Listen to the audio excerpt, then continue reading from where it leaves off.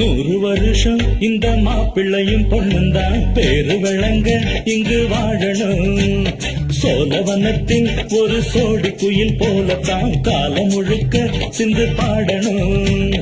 ஒண்ணுக்கொண்ணு பக்கத்தில பொண்ணு புள்ள நிக்கையில கண்ணு படும் மொத்தத்தில கட்டழக அம்மாடி என்ன சொல்ல. 100 வருஷம் இந்த மாப்பிள்ளையும் பொண்ணுந்தான் பேரு விளங்க இங்கு வாழணும்.